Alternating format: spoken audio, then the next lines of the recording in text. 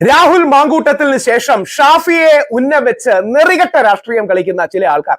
എല്ലാ പാർട്ടിക്കാരും അങ്ങനെയാണെന്ന് എനിക്ക് ഒരു അഭിപ്രായമല്ല. കോൺഗ്രസ്, CPM, BJP-യിലുള്ള നെറികെട്ട ആൾക്കാർ ഈ ലൈംഗിക അപവാദ കഥകൾ പറഞ്ഞ് രാഷ്ട്രീയം കളിക്കുന്നത് എത്ര മോശമാണ്, മ്ലേച്ഛകരമാണ്. നമ്മൾ പൊതുജനങ്ങളാണ് ഇതിനെതിരെ പ്രതികരിക്കേണ്ടത്. ഷാഫി ബാംഗ്ലൂർ ട്രിപ്പിലേക്ക് സ്ത്രീകളെ വിളിക്കുമെന്ന് ഈ പറയുന്ന മാന്യദേഹത്തിന് അതെവിടെ നിന്ന് മനസ്സിലായി? പുള്ളിക്ക് എങ്ങനെ മനസ്സിലായി? ഷാഫി ഏറ്റവും മാന്യമായിട്ടാണ് പ്രതികരിച്ചത്.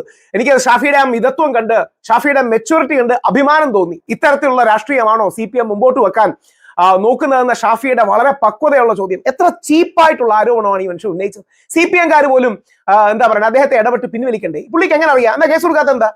അതായത് ഇനിയും ആരോപണങ്ങളും വ്യാജ ആരോപണങ്ങളും കൊണ്ടുവരാൻ, ഇനിയും വ്യാജ പരാതിക്കാരെ കൊണ്ടുവരാൻ, റിനിമാരെ കൊണ്ടുവരാൻ വേണ്ടി ഇവർ കോപ്പ് കൂട്ടുകയാണെന്നാണ് അർത്ഥം. ഇതിനെ CPM-ലെ, കോൺഗ്രസിലെ, BJP-യിലെ ആൾക്കാർ എതിർക്കണം. ഈ വൃത്തികെട്ട നെറികെട്ട രാഷ്ട്രീയമല്ല നമുക്ക് വേണ്ടത്.